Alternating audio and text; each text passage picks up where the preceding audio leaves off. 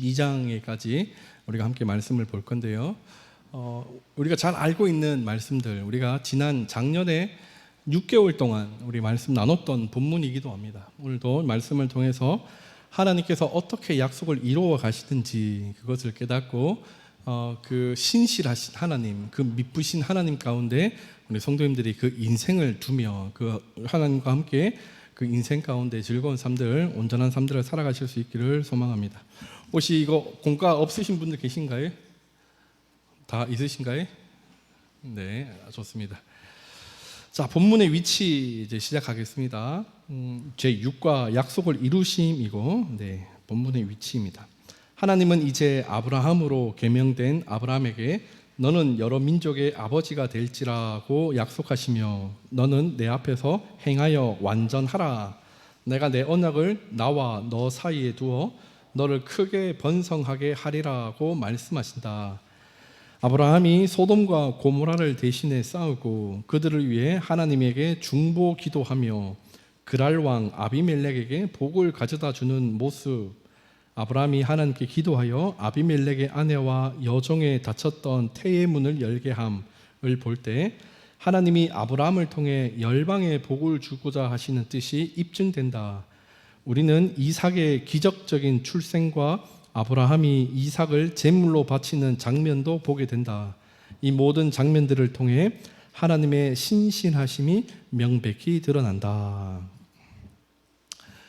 이 창세기 17장부터 창세기 22장에까지 이르러서는 굉장히 많은 그런 사건들이 기록이 되고 있습니다. 오늘 우리가 좀 전에 읽었던 이 본문의 위치에 봐도 정말 이 아브라함의 인생에서 정말 주옥과 같은, 이런 말이 좀 표현이 좀 이상하지만 너무나 자신의 인생 가운데 귀한 그런 일들이 계속해서 그렇게 일어나는 것들을 우리가 보게 될 겁니다. 그 가운데 하나님께서 아브라함에게 약속하신 그 언약을, 약속을 어떻게 이루어 가시는지에 대해서 우리가 이제 보게 되는 겁니다.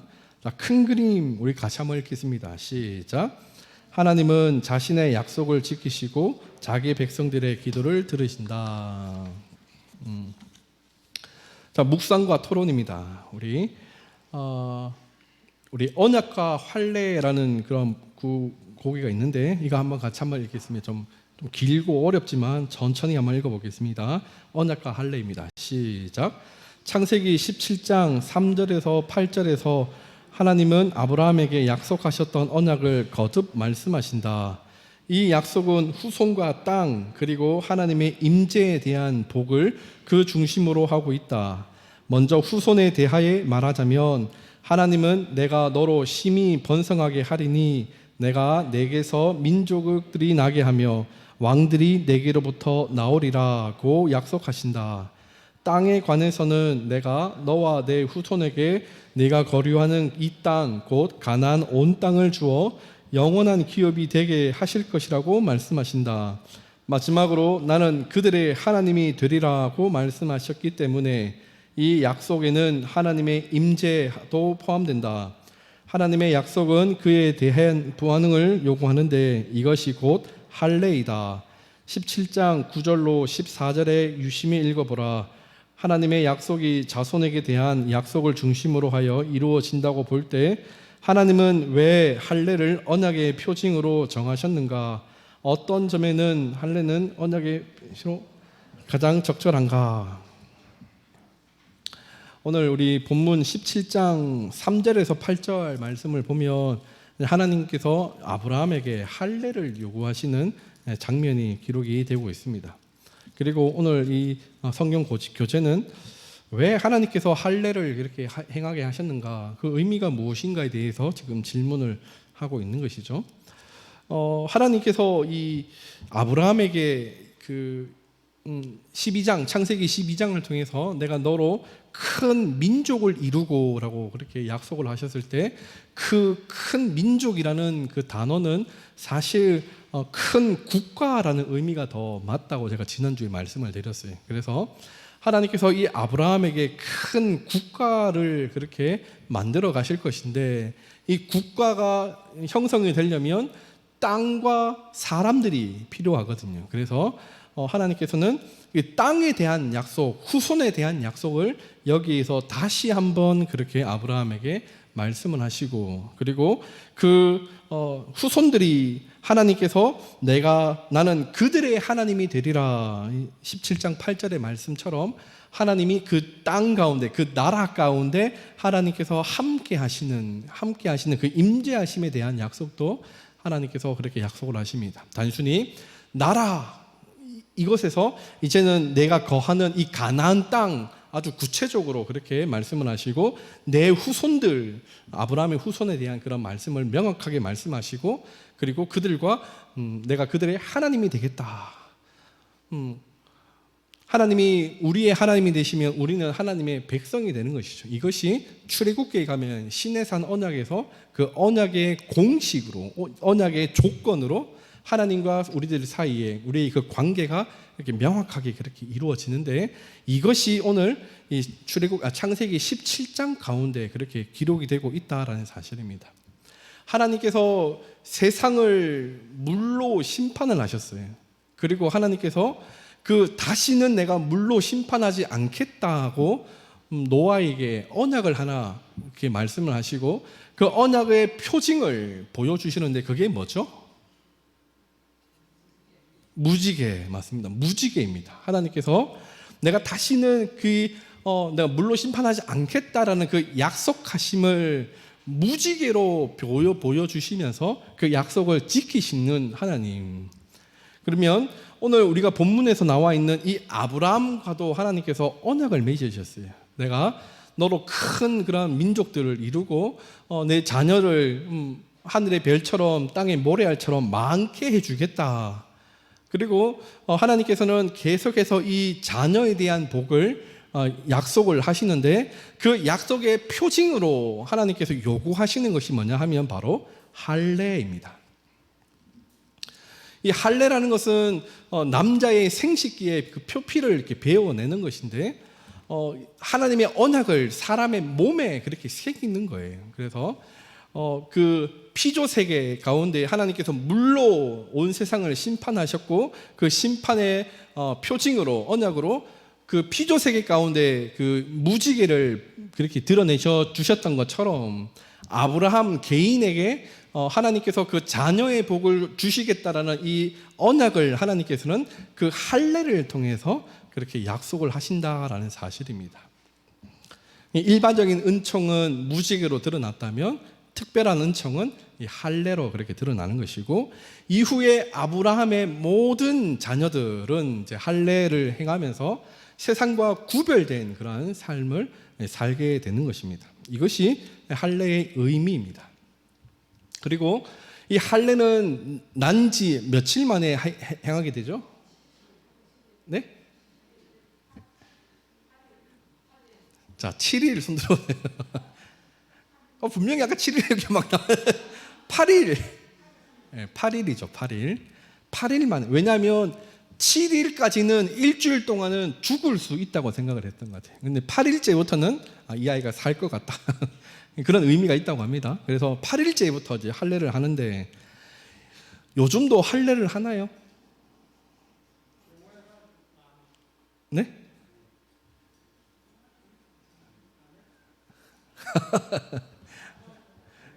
유대인들은 하는 것 같아요. 근데 우리는 할례를 안 하죠. 할례 대신에 뭐 하죠?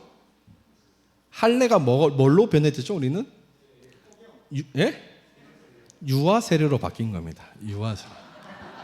폭형 수술이 아니라 유아 세례로 바뀐 것이 할례의 의미입니다.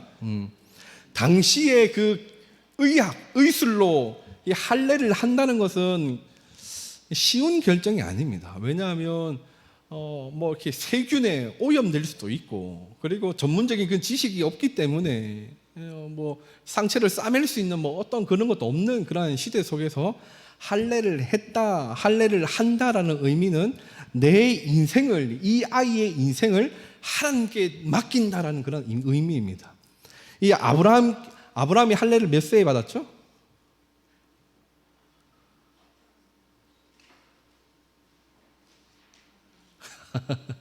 저를 막 보시는데 제가 여쭙는 겁니다. 할례를 몇 세에 받았나요, 아브라함이? 뭐 그러실 수 있습니다. 네. 뭐 이스마엘은 몇 살에 받았죠, 할례를? 뭐 그럴 수도 있어요. 이스마엘은 13살에 할례를 받았고, 그렇게 따지면 아브라함이 이삭을 몇 살에 낳았죠? 그것도 헷갈리시는 거예요? 99세에 낳았나요? 100세에 낳았죠? 뭐 그럴 수도 있으시죠. 자, 그러면 이스마엘을 낳고 100세에 아브라함이 그 이삭을 낳는데, 그러면 이제 나이를 거꾸로 이제 반대로 넘어가면 아브라함은 86세에 할례를 받은 것으로 그렇게 우리가 생각을 해볼 수 있습니다. 뭐 그건 중요한 게 아니라 아브라함도 그렇게 자신의 인생을 하나님 앞에 맡겼고, 그리고 이스마엘도 그리고 이삭도 그렇게 하나님 앞에 하나님께서 요구하시는 그 할례를 하면서 하나님께 드렸다는 것이 중요한 겁니다.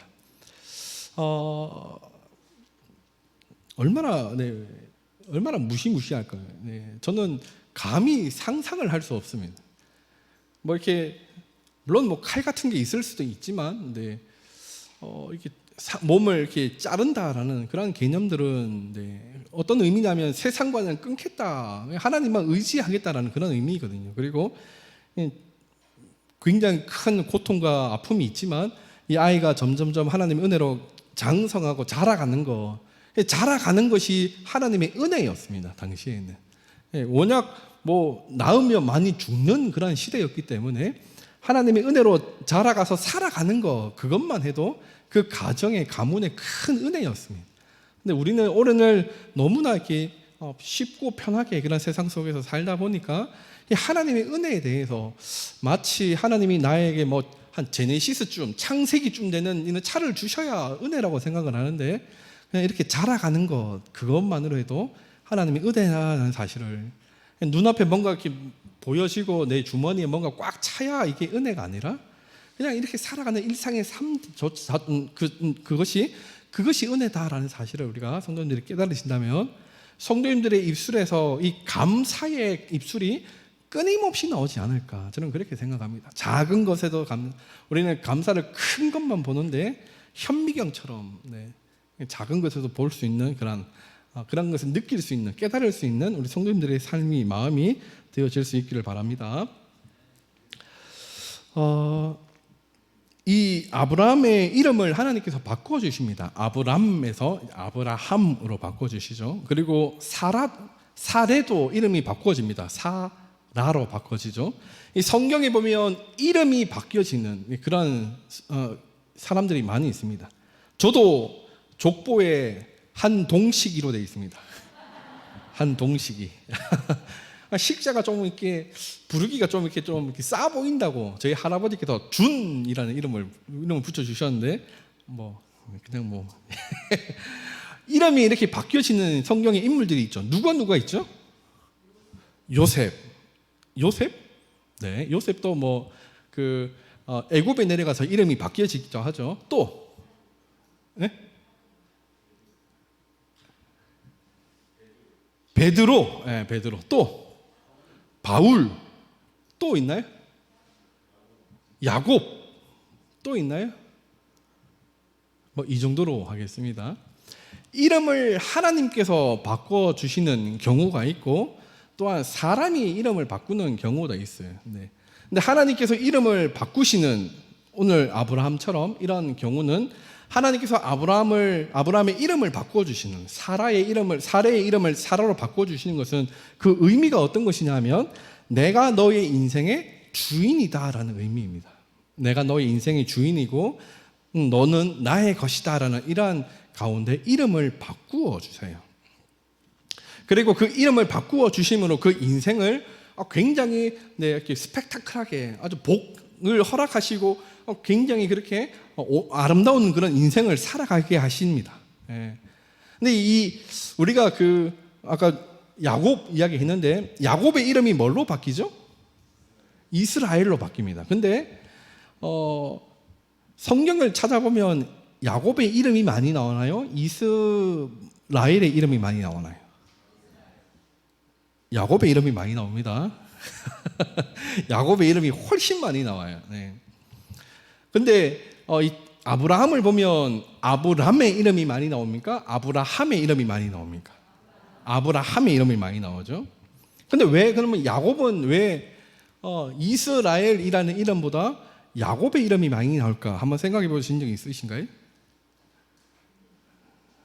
네? 네?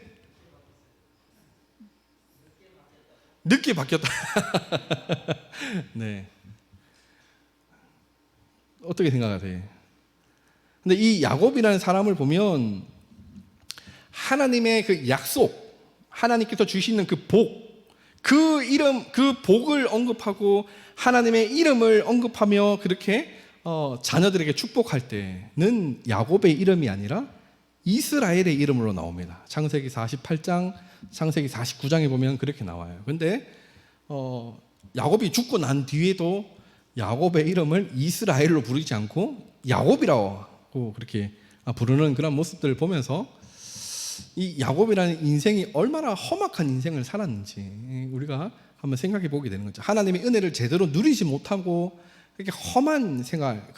이 야곱이 애굽의 그 바로 왕을 만났을 때 자신의 인생을 표현할 때 나는 험악한 시대를 살아왔습니다라고 그렇게 이야기를 하는데 이 믿음의 삶들을 하나님께서 주신 그 복을 온전히 누리지 못하고 끊임없이 그렇게 그런 세상 가운데 그 어려운 삶들을 살아갔던 자신의 그 삶을 그렇게 인생을 그렇게 이야기를 하고 대신에 자녀들의 복을 그 므낫세와 에브라임의 그 아이들의 손을 교차하여서 축복할 때는 이스라엘로 이름이 나옵니다. 그리고 12아들들을 축복할 때도 이스라엘로 그렇게 나오고 그것이 끝나면 또다시 이제 야곱으로 이름이 나오는데 그렇게 험한 그런 시대를 살아갑니다. 그리고 우리가 생각하기로 사울이 바울로 되고 시몬이 베드로로 게바로 이렇게 이름이 바뀌어졌다고 생각을 하는데 사실은 우리가 그 시대적인 상황들을 생각을 해보면 이해가 됩니다. 왜냐하면 당시에 그 유대 민족이 살던 그 신약 시대에는 유대의 그 전통에 따라서 살아가던 그 유대인들이 있죠. 그리고 그들이 사용하는 그 언어가 두 가지였습니다. 첫 번째는 아람어, 그 당시 지방 사람들, 그 지역에 사는 사람들이 쓰는 언어가 아람어예요. 아람어. 그래서 누가복음에 보면 달리다굼 같은 이런 단어들, 그리고 또 어떤 단어들이 있죠? 하여튼 뭐 에바다 같은 이런 단어들은 그 아람어예요. 당시에 그 시대의 지역에서 쓰는 사람들이 쓰는 단어가 말이 아람어였기 때문에 그 이름에 아람어 이름도 붙여지는 경우가 있습니다.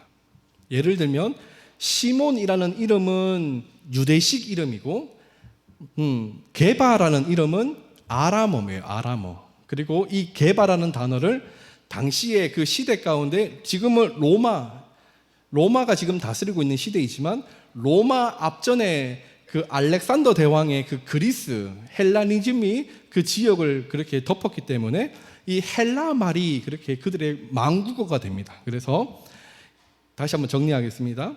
이 시몬이라는 이름은 유대식 구약에 따라 전통에 따라 이름을 짓는 이름이 그 시몬이고, 그리고 예수님께서 너는 게바라라고 그렇게 말씀하실 때 그 게바라는 이름은 아람어, 당시 그 지역에 쓰는 말, 현재에 그 쓰는 말의 이름이었고, 이 게바라는 단어를 헬라어로 번역을 하면 페트로스가 되는 겁니다.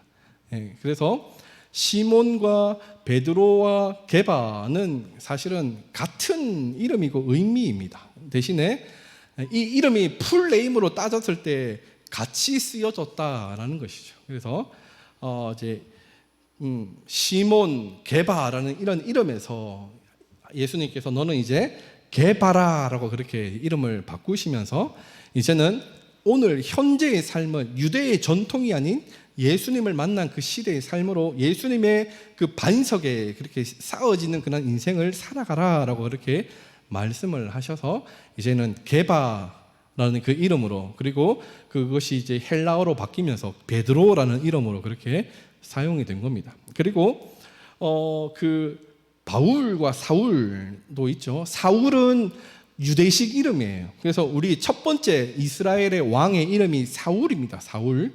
네, 이 사울은 유대식 이름이지만 그 사울이 다메섹 도상에서 예수님을 만난 이후에, 환상 가운데 만난 이후에 그의 이름을 이제 사울이라 부르지 않고 바울이라 부릅니다. 왜냐하면 이 바울이라는 이름은 헬라식 이름이기 때문에. 그래서 이 바울은 유대인들을 향하여서 복음을 전하지 않고 이방인들, 여러 민족 사람들, 유럽과 아시아 사람들에게 복음을 전했기 때문에 유대식 이름을 버리고 헬라식 이름으로 그렇게 사용을 해서 자신을 바울로 그렇게 소개하고 있는 겁니다. 이것이 뭐 어떤 분들은 사울은 큰 자라는 의미고 바울은 작은 자다라는 의미로 뭐 그렇게 이름이 바뀌면서 인생이 달라졌다 그렇게 말씀하시는데, 그게 아니라 당시에 이름 짓는 방식이 그러한 풀네임 속에는 다 이름이 있었고, 네, 그 이름 중에 특별히 복음 전도를 위해서 이방인을 향해서 나아가기 때문에 이 헬라식 이름인 바울을 그렇게 선택해서 썼던 것이다. 그렇게 우리가 생각을 볼 수 있습니다. 중요한 것은 하나님께서 그 인생을, 아브라함의 인생을 책임지신다라는 그런 의미에서 아브라함의 이름을 바꾸시면서 다시 한번 이 하나님의 그 약속하신 것을 아브라함에게 이렇게 말씀하시고 강조하시는데, 이 점점 구체화되어지는 그러한 모습들을 보게 됩니다. 창세기 12장에서는 내가 지시할 땅이라는 그런 아주 추상적인 그런 의미로 사용을 하셨다면, 하나님께서 계속 그 약속들을 언급하실 때마다 점점 구체화되어지고 선명해지게 됩니다. 그래서 오늘 본문에서 이 17장에서는 가나안 땅이라는 이 지역을 그냥 딱 정해가지고 하나님께서 이 땅 가운데 너의 자손들이 살게 될 것이고 내가 그들의 하나님이 될 것이다 라고 그렇게 이야기를 하시며, 그 하나님의 백성으로서 그 언약을 마음에 품고 가슴이 몸에 품으면서 그렇게 할례를 그렇게 행하는 그런 삶들을 요구하고 계시는 거죠. 그리고 이 신명기 말씀을 통해서 모세는 너희는 마음의 할례를 받아라 라고 그렇게 말씀을 하십니다. 그리고 이것이 신약에 가면 너희는 마음과 귀의 할례를 받아라 라고 그렇게 성경에 보면 기록이 되고 있습니다. 이것은 단순히 그냥 할례를 몸에 새겼다고 해서 그것으로 끝난 것이 아니라, 그것으로 구원받는 것이 아니라 마음의 할례를 그렇게 받고 또한 귀의 할례를 받으면서 말씀을 듣고 믿음으로 그렇게 자라가야 된다라는 사실을 성경은 우리에게 끊임없이 이야기를 해주고 있다는 것입니다. 믿음의 몇 대 이게 중요한 것이 아니라 지금 내가 하나님 앞에 얼마나 그렇게 진실되게 하나님 믿고 신뢰하며 예배하고 있는가, 그것이 중요하다라는 사실을 제가 말씀을 드립니다. 어찌되었건 이 할례를 통해서 하나님의 언약이 다시 한번 아브라함에게 그렇게 선포가 되고, 아브라함이 이 말씀을 이제 즉시로 순종을 하게 됩니다. 그래서 아브라함이 그 할례를 그렇게 받게 되는 것이죠. 그리고 이 할례를 통해서 이제 하나님이 이 할례 시간이 끝나면 18장에 가보면 이제 이제 이삭을 하나님께서 그렇게 주시는 그런 장면이 이제 기록이 되는데, 사실은 하나님께서 이 이삭을 낳게 하신다라는 그러한 말씀을 아브라함에게 말씀하시기 이전에 한 가지 더 말씀하신 것이 뭐냐 하면, 롯이 살고 있는 소돔과 고모라 성을 하나님께서 멸망시키실 것을 약속을 하신 겁니다. 그리고 아브라함이 이 이야기를 듣고 여호와 하나님의 사자에게 6번이나 간구합니다. 만약에 50명이 있으면 그 땅을 어떻게 하시겠습니까? 그 땅에 의인이 50명 있으면 심판하지 않겠다. 45명이 있으면 어떻게 하겠습니까? 45명이 있어도 심판하지 않겠다. 40명이 있으면, 30명이 있으면, 20명이 있으면, 10명이 있으면 6번의 기도를 하나님께 이렇게 기도하면서 그 심판을 6번이나 그렇게 미루게 하는 이 아브라함의 모습이 기록이 되고 있습니다. 이 6번의 기도를 통해서 이 하나님께서 이 지금 하나님께서 아브라함의 기도를 그렇게 응답하시면서 6번을 미루신 것은 이 아브라함을 통해서 만국이 그렇게 복을 받게 될 것은 그러한 그 만국이 아브라함을 통해서 복을 누리게 될 것이다라는 그 창세기 12장의 그 약속을 이런 기도를 통해서 하나님께서 보여주시고 계시다라는 사실입니다. 이 한 번에 그렇게 하실 수 있지만 아브라함이 기도하면서 그 땅의 그 거민들이 회개할 수 있는 그 시간을 얻게 되고 또 이렇게 6번의 그 기도를 통하여서 그 심판이 뒤로 미뤄지는 그러한 일들이 일어나게 됩니다. 하지만 의인은 그 땅에 10명이 없었기 때문에 하나님께서 유황불과 불로 그 소돔과 고모라 성을 그리고 그 지역을 아예 그냥 완전히 그렇게 심판하시는 장면이 성경에 보면 기록이 됩니다. 그리고 이 사람들이 그 심판받는 사람들이 얼마나 악한지에 관하여서 창세기 19장에서 이렇게 잘 기록이 되고 있는데 하나님의 사자들이 롯의 집에 그렇게 방문하게 됩니다. 근데 그 소돔성에 사는 사람들이 하나님의 사자가 롯의 집에 들어가는 것을 보고 단체로 몰려옵니다. 단체로 몰려와서 롯에게 요구하기를 그 사람을 밖으로 끌어내라. 우리가 그와 상관하겠다. 이 상관하다라는 말은 성관계를 가지겠다라는 말인데 지금 남자들이 이야기를 하고 있는 거예요. 그리고 하나님의 사자도 남성형으로 단어가 그렇게 쓰여지고 있기 때문에 동성애를 의미하는 것이에요. 그리고 집단적인 그 동성애 강간을 지금 대놓고 하겠다라는 그 소돔성의 사람들을 이 창세기 19장에서는 그렇게 우리에게 잘 보여주고 있습니다.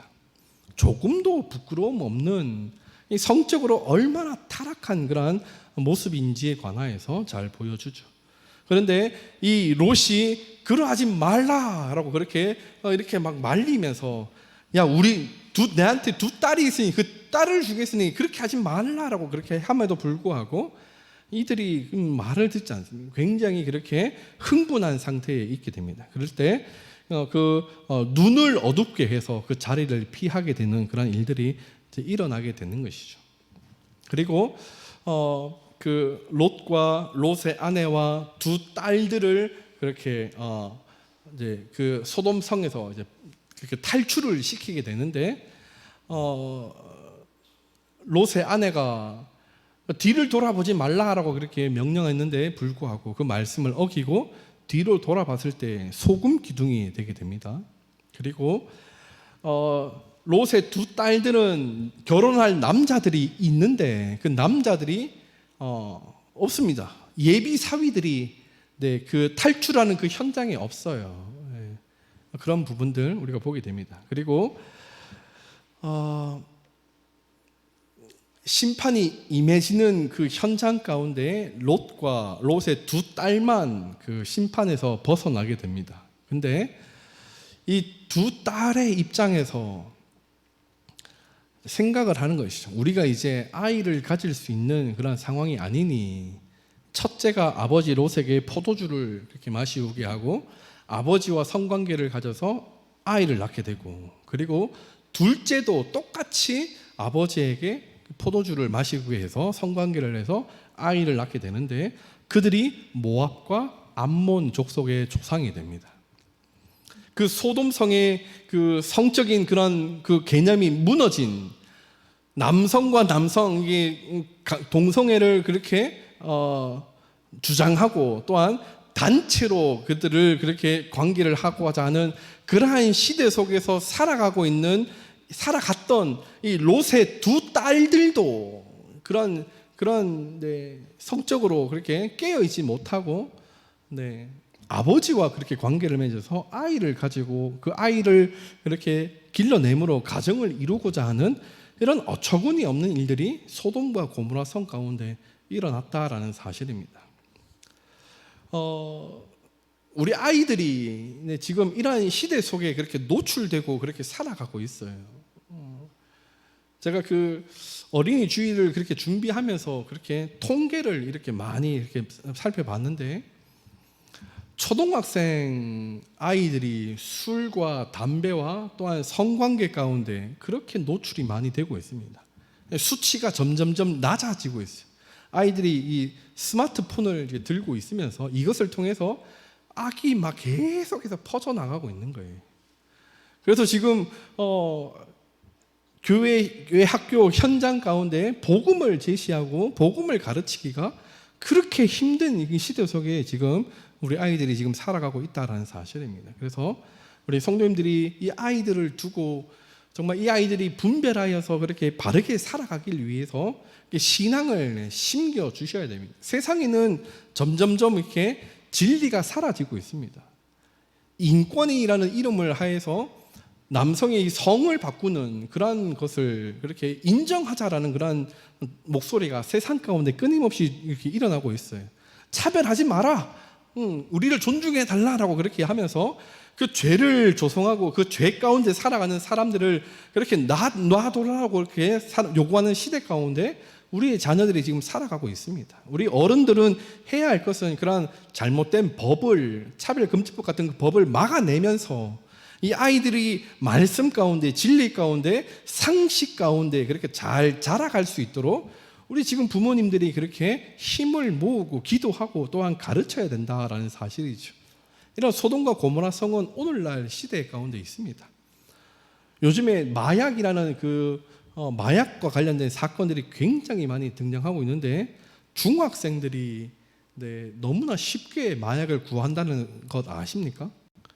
이 마약이라는 것이 저기 남미나 미국에 있는 그러한 이야기가 아니라 오늘 우리의 현실 가운데 지금 일어나고 있는 거예요. 아이들이 펜타닐이라는 이런 것들을 너무나 쉽게 구하고 실제로 그렇게 이렇게 하는 그 마약을 복용하는 일들이 지금 현실 가운데 일어나고 있다는 것이, 이러한 시대 속에서 우리가 신앙인으로 그렇게 살아간다는 것은 우리 아이들을 그렇게 지켜내야 되는 그런 부모의 역할뿐만 아니라 신앙의 그런 그 가장의 역할들을 감당을 해야 됩니다. 우리 교회도 이것을 알고 이러한 적절한 그런 교육과 그런 이끌림의 가운데 아이들을 바르게 양육을 해야 되는 것이죠. 오늘 시대가 그러한 시대라는 사실입니다. 창세기 19장을 통해서 하나님께서 이 아브라함의 그 6번의 기도를 통해서 하나님이 아브라함을 통해서 이런 열방이 복을 받게 하시는 그러한 것들을 그렇게 증명을 이제 그렇게 하시게 되고, 또한 여전히 세상은 그렇게 악함 가운데 있다라는 사실을 롯과 그 두 딸들을 통해서, 모압과 암몬을 통해서 그렇게 우리에게 보여주고 있습니다. 이 모압 자손과 암몬 자손은 절대로 하나님의 성회에 들어가지 못하는 저주를 그렇게 받게 됩니다. 그런데 시간이 지나면 모압 여인이지만 예수님의 족보에 이름이 올라가는 사람이 있습니다. 누구죠? 룻입니다.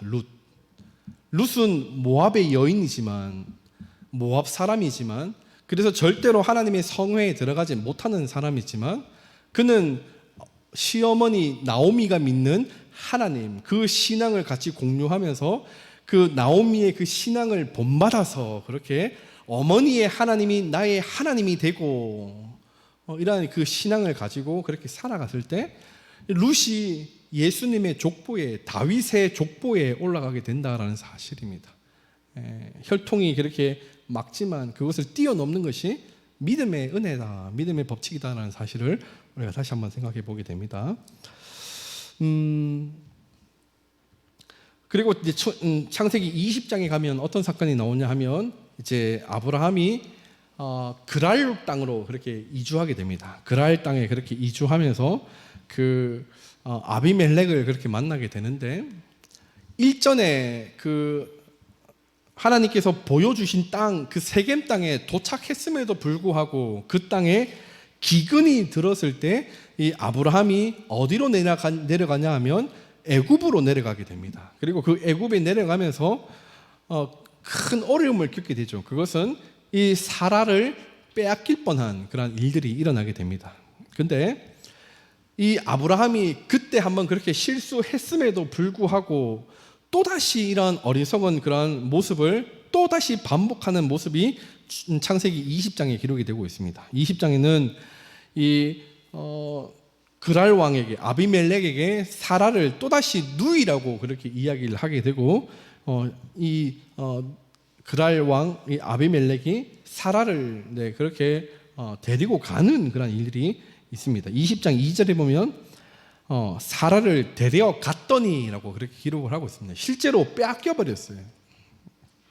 근데 하나님께서 또다시 이제 나타나셔서 하나님께서 아브라함에게 약속하신 그 약속을 지켜주시는 장면이 이제 보면 또 기록이 되는데, 그랄 왕 그 꿈에 하나님께서 아비멜렉 그 꿈에 나타나셔가지고 그렇게 말씀을 막 하시죠. 그리고 그 여인을 그렇게 손 대지 말라라고 그렇게 해가지고 경고하시면서 이 아비멜렉이 어떻게 이야기하냐면 하나님 그 꿈에서 나는 몰랐습니다. 아무것도 나는 모르는 상태에서 그냥 그렇게 했습니다라고 해서 이 사라를 돌려주는 장면이 그렇게 본문 가운데 보면 기록이 됩니다. 그리고 그 아비멜렉이 사라를 취한 것은 아비멜렉이 아이를 낳지 못하기 때문에, 그러한 현실 가운데 막혀 있기 때문에 이 사라를 데리고 와서 그렇게 아이를 낳으려고 했던 그런 마음이었던, 계획이었던 것 같은데, 이 다음 날 아비멜렉이 사라를 아브라함에게 돌려주면서 아브라함이 아비멜렉을 위해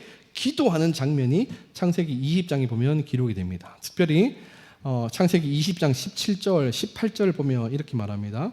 아브라함이 하나님께 기도하매 하나님이 아비멜렉과 그의 아내와 여종을 치료하사 출산하게 하셨으니 여호와께서 이왕에 아브라함의 아내 사라의 일로 아비멜렉의 집에 모든 태를 닫으셨습니다라. 이 아브라함의 기도를 통하여서 이 아비멜렉의 가정에 출산의 은혜가 일어나게 되는 것입니다.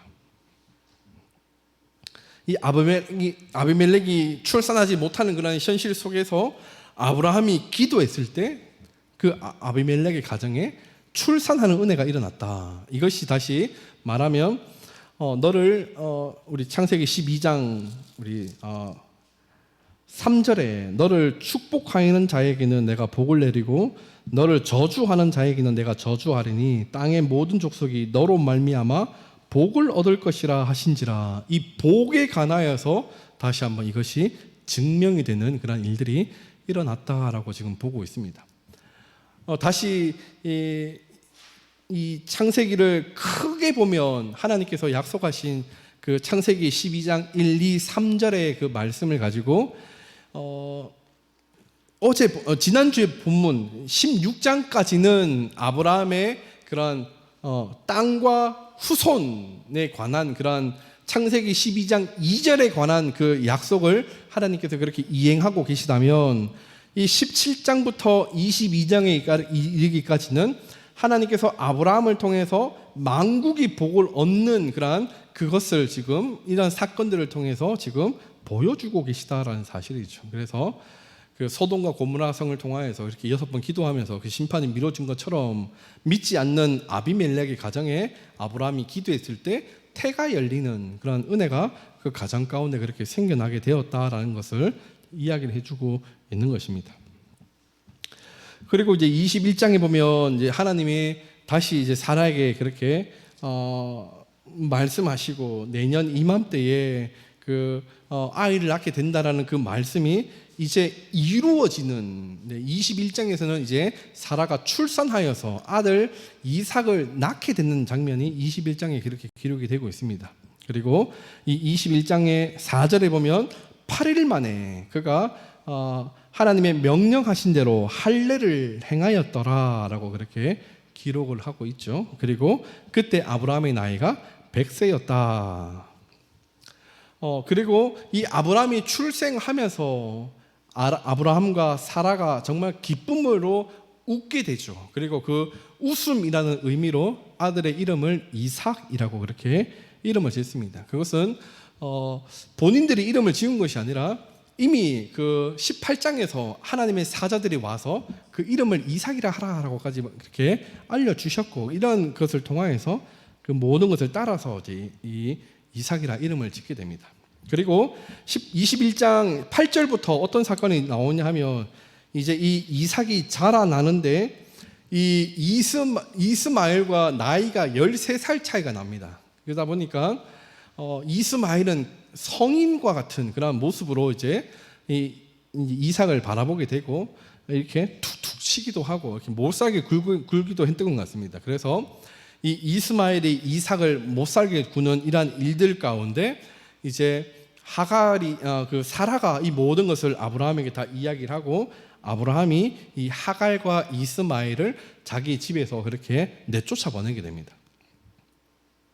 그리고 이 하갈과 이스마엘의 이야기가 이제 기록이 되고 있는데 물이 없어서 막 그렇게 죽을 것 같은 그런 어려운 가운데 하나님께서 그렇게 나타나셔서 물을 주시고 또 그렇게 그 어려움 가운데 있는 그들을 위로하시며 말씀을 하시죠. 그 말씀 가운데 어떤 말씀이 있냐면 이들도 그 이스마엘도 아브라함의 씨니까 그 하나님께서 약속하신 창대케 되어지는 그런 민족이 되어지는 큰 나라를 이루는 그 은혜를 하나님께서 약속을 하시게 됩니다. 그래서 이스마엘이 그 약속을 받아서 이제 실제적으로 그렇게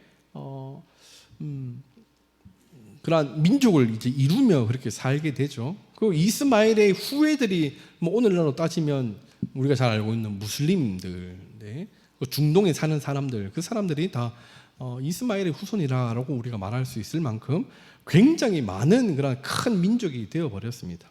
그런 일들이 21장에 나와 있고, 그리고 22장에는 우리가 잘 알고 있듯이 이 아브라함에게 하나님께서 나타나셔서 아브라함에게 네 아들을 그렇게 번제물로 바쳐라.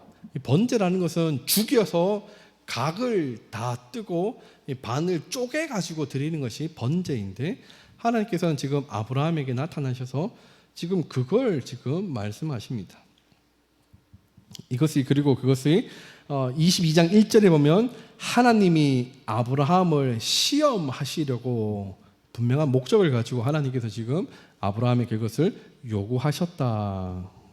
그런데 아브라함이 실제로 그 아브라함이 하나님의 말씀을 듣고 고민하지 않고 그냥 그대로 진행하는 그러한 일들이 일어나게 됩니다.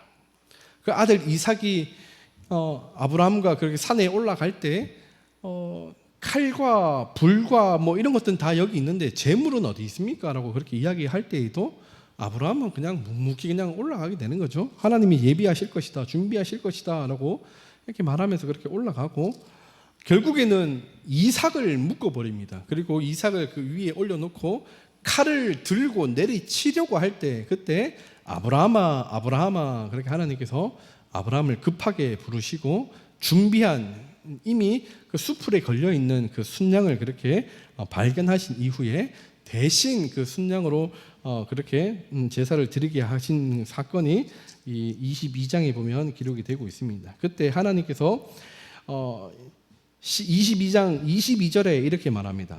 내가 이제야 네가 하나님을 경외하는 줄을 아노라. 아브라함에게 있어서 이삭이라는 존재는 정말 중요한 존재입니다. 하나님께서 내 씨로 태어날 자가 내 후사다라고 그렇게 약속을 하시면서 그 25년 가운데 25년이 걸렸어요. 하나님께서 아브라함을 부르실 때가 75세였는데 아브라함이 이삭을 100세에 낳았기 때문에 25년을 기다린 그 결과로 얻은 아들이 이삭입니다. 근데 하나님께서 그 이삭을 품고 그렇게 애지중지하며 살아가는 아브라함을 하나님께서 시험하시려고 그를 번제물로 그렇게 드리라 그렇게 요구하셨고, 아브라함이 실제로 칼을 들고 내리치려고 할 때 그때 하나님께서 말리시면서 이제야 네가 나를 경외하는 줄을 내가 알았다라고 그렇게 말씀을 하시죠. 그리고 그 번제단의 이름을 아브라함이 여호와 이레라고 그렇게 이름을 짓는데, 우리는 그 여호와 이레라는 단어가 이게 하나님께서 준비하신다, 하나님께서 그렇게 계획하시고 이끄신다라는 그런 의미로 그렇게 사용이 되지만, 명사형으로 그렇게 하나님이 준비하심이라고 그렇게 우리가 해석을 할 수 있지만 이것을 동사로 보면 제가 지난번 설교 때도 말씀드렸죠.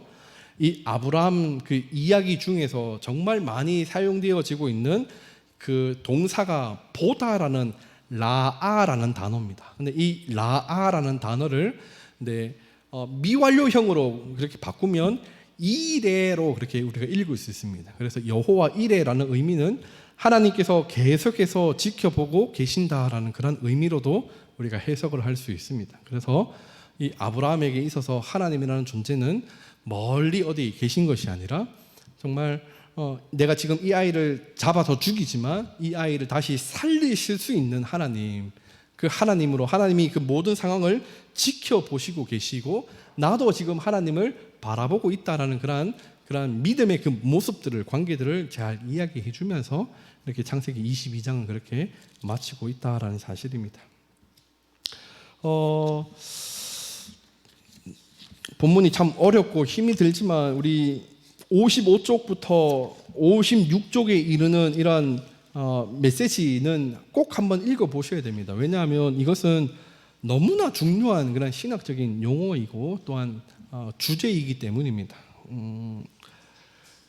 나중에 꼭 한번 읽어보시길 바랍니다. 특별히 55쪽에 있는 이삭을 제물로 바침과 예수님의 희생제사라든지 그리고 56쪽에 있는 할례라든지 이러한 용어들은 꼭 한번 읽으셔서 더 이상 이제 헷갈리지 않는 그런 않으면 좋겠습니다. 네. 우리 56쪽에 우리 할례 부분에 보면 밑에서 6번째 줄에 육신의 할례 자체만으로 충분한 게 아니다. 예수님의 시대에 할례 받은 유대인들은 사실 마음과 귀의 할례를 받지 못한 사람들이었다.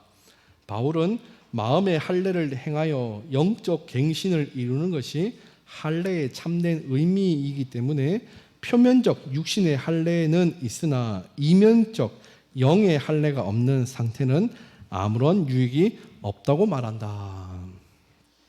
그리고 나서 이 로마서 말씀을 이제 언급을 하면서 이제 이야기를 하는데 로마서 말씀이 이런 구원과 관련된 그런 주제를 가지고 이제 할례가 아닌 우리는 믿음으로 은혜로 살아간다라는 사실을 강조하고 있는 책이 로마서이고 또한 그렇게 믿음으로 살아가는 것이 실제적으로 실천적으로 보여주는 것이 갈라디아서 같은 책입니다. 그래서 이런 구약의 그런 신학적인 용어와 그런 주제들이 이 신약에까지 그렇게 계속해서 관통해서 흐르고 있고 오늘날 이것이 예수 그리스도를 통하여서 모든 것이 다 완성이 되어버린 그래서 예수님으로 인하여서 우리는 구원받게 되고 또 예수님으로 인하여서 이렇게 그런 은혜의 삶들을 살아가게 되었다라는 이러한 그 진리를 우리가 예배 가운데 또 많은 그런 시간들을 통해서 계속해서 우리가 듣고 나누고 있는 것입니다. 그래서 신약에서 구약에서는 정말 이런 많은 여러 가지 제사나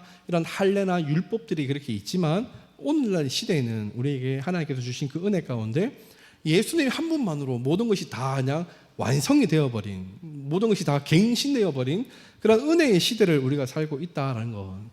그렇기 때문에 우리가 예수님을 더 의지하고 바라보며 살아가는 것이 참 중요하고 또한 그것이 때로는 영적으로 게을러지고 안일함 가운데 빠질 수 있다는 사실. 너무나 편한 시대 가운데 우리가 살고 있기 때문에 그런 이찬수 목사님은 이렇게 말씀하시더라고요. 불편의 영성 그렇게 말씀하시면서 편함의 시대 가운데 우리가 좀 불편할 수 있는 그런 영성들을 취하며 이렇게 예배드리고 또 우리가 지킬 것은 지키며 살아가는 것 그것이 필요하다라고 그렇게 말씀을 하시는데 저도 정적으로 동의합니다. 너무나 편한 시대 속에서 요즘 성경책을 안 들고 예배로 나오시는 분들 참 많습니다. 휴대폰이 있는데 뭐 이렇게 하면서 휴대폰을 꺼내시고 이렇게 하시다가 손가락이 막 이렇게 막 가죠. 옆으로 막 가죠. 막 이렇게 막 가기도 하고 성경책 보다가 뭐 인터넷 뉴스 보고 막 손흥민 골 넣는지 안 넣는지 막 이렇게 막 보고 그렇게 가더라고요. 저도 신대원 다닐 때 요즘에 무거운 성경책 누가 들고 다녀? 아이패드하고 막 이렇게 딱 꺼냈는데 아이패드로 성경을 보면 잘 보인다고 생각하는데 잘 안 보이더라고요. 계속 딴 거 보고 있고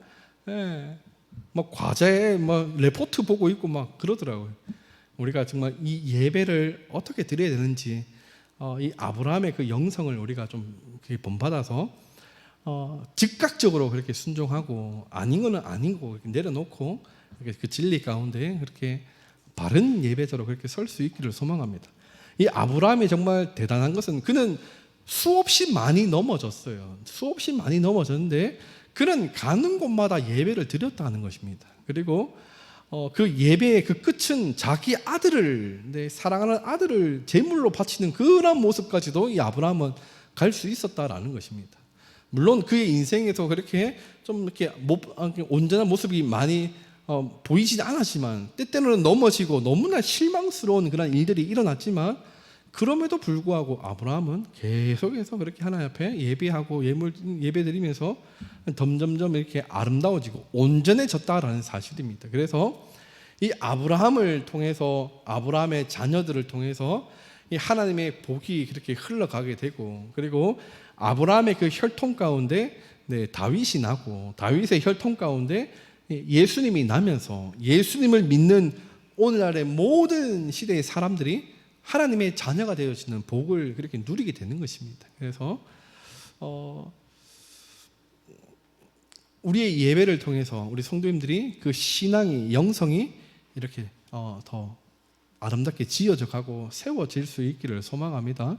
그냥 과거에 알고 있는 그 지식으로 그렇게 그냥 얼렁뚱땅 이렇게 넘어가려고 하는 그런 삶이 아니라 오늘 이 시간 가운데 오늘이 나의 마지막 날인 것처럼 살아가는 메멘토 모리라고 제가 지난번에 말씀드렸죠.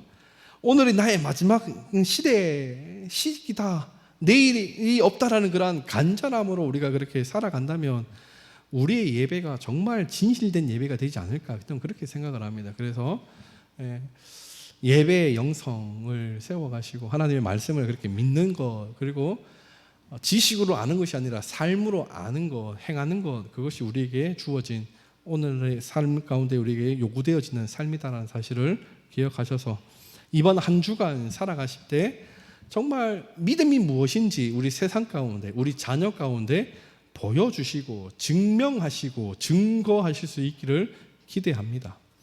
하나님이 살아계심을 우리 성도님의 삶을 통해서 보여주실 수 있기를 소망합니다. 이 시대가 빛이 없어졌어요.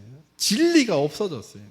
우리 성도님들의 그 말과 삶과 그러한 모습이 그 진리를 비출 수 있는 빛이 되어지고 또한 그러한 소금이 되어져서 그리스도의 향기가 되어져서 하나님이 여전히 살아가게 계심을 진리가 있음을 길과 진리와 생명이 예수님이심을 우리 성도님들이 삶을 통해 그렇게 보여주시고 전도 작성자 대상자 선정하시고 기도하시면서 우리 가정을 위해 우리 교회를 위해 전도회를 위해 구역을 위해 그렇게 기도하시면서 같이 그렇게 신앙생활할 수 있기를 소망합니다. 가치 이거 제가 글씨로 써야 되는데 가치의 가치 이거 뭐 보여드릴 수가 없으니까 이거 가치 함께의 가치로 나만 그렇게 구원받고 나만 그렇게 좋은 거 먹고 나만 천국 가는 게 아니라 가치의 가치로 예수님이 그 가치로 십자가를 지신 것이 아닙니까? 그렇게 살아가실 수 있기를 소망합니다. 기도하겠습니다. 하나님 감사합니다. 우리를 사랑하셔서 오늘도 하나님 이 시간 가운데 말씀을 들려주시고 또한 우리가 잊고 살았던 그러한 삶들을 함께 또 말씀 가운데 보게 하시니 감사합니다. 하나님 우리가 너무나 연약합니다. 바람에 흔들리는 갈대처럼 바람에 꺼져가는 촛불처럼 정말 연약합니다. 늘 하나님의 말씀을 잊으며 믿음을 상실하게 되어지고 세상 가운데 세상과 동일한 모습으로 믿음 없는 삶으로 살아가는 것이 너무나 익숙한 우리의 모습입니다. 나는 아닌 척하면서 살아가고 나는 아는 척하면서 살아가고 나는 괜찮은 척하며 살아가는 것이 오늘날의 우리의 현실입니다. 하지만 하나님 간절히 기도합니다. 우리가 그 척에서 하나님 벗어나게 하시고 우리의 삶이 하나님 달라지고 변화되어지는 은혜를 하나님 허락하여 주시옵소서. 하나님 우리를 통하여서 하나님께서 약속하신 그 믿음의 은혜가, 그 구원의 역사가 하나님 우리의 삶 가운데 하나님 드러내고 또한 증명되어질 수 있기를 소망합니다. 하나님을 믿기에 하나님 때문에, 예수님 때문에 우리가 구원받았다라는 사실을 우리의 삶 가운데 하나님 행하면서 그것을 증명하며 또한 그것에 맞는 합당한 열매를 맺으며 살아갈 수 있기를 소망합니다. 우리에게 믿음을 더하여 주셔서, 하나님 믿음에 믿음을 하나님 더하여 주셔서 하나님 습관으로 아는, 상식으로 아는 그 수준을 넘어서게 하시고 우리의 삶을 통해, 우리의 인생을 통해, 우리의 모든 것을 통해 하나님 그 은혜를, 그 믿음을 증명하며 살아가는 한 주가 되어지도록 역사하여 주시옵소서. 하나님 오늘이 하나님 그렇게 어제보다 더 나은 것처럼 하나님 내일이 오늘보다 더 진실된 그러한 믿음의 전성기를 살아갈 수 있기를 소망합니다. 하나님 깨닫지 못하는 우리의 마음을 하나님 용서하여 주시고 긍휼히 여겨 주시사 성령 하나님께서 깨닫게 하시는 그 은혜로 말미암아 이제는 바른 신앙을 살며 또한 이제는 그 복음을, 그 은혜를 가르치고 전하며 그렇게 증명하게 살게 하시고 이 모든 삶을 통해 하나님 앞에 영광 돌리는 그런 삶들이 되어질 수 있도록 하나님 역사하여 주시옵소서. 한 주를 살아가게 하시는 그 모든 은혜 가운데 감사가 넘치게 하시고 기쁨이 넘치게 하심으로 다음 주에도 하나님 그렇게 함께 모여 그 기쁨으로 하나님 앞에 영광 돌리는 우리 은광교회 예배가 되어지도록 역사하여 주시옵소서. 감사합니다. 예수님의 이름으로 기도합니다. 아멘. 하늘에 계신 우리 아버지여, 이름이 거룩히 여김을 받으시오며 나라에 임하옵시며 뜻이 하늘에서 이루어진 것 같이 땅에서도 이루어지이다. 오늘날 우리에게 일용할 양식을 주옵시고 우리가 우리에게 죄 지은 자를 사하여 준 것 같이 우리 죄를 사하여 주옵시고 우리를 시험에 들게 하지 마옵시고 다만 악에서 구하옵소서. 대개 나라와 권세와 영광이 아버지께 영원히 있사옵나이다. 아멘. 예배를 마쳤습니다. 좋은 한 주 보내시고 믿음의 한 주 그렇게 살아가실 수 있기를 기도하겠습니다.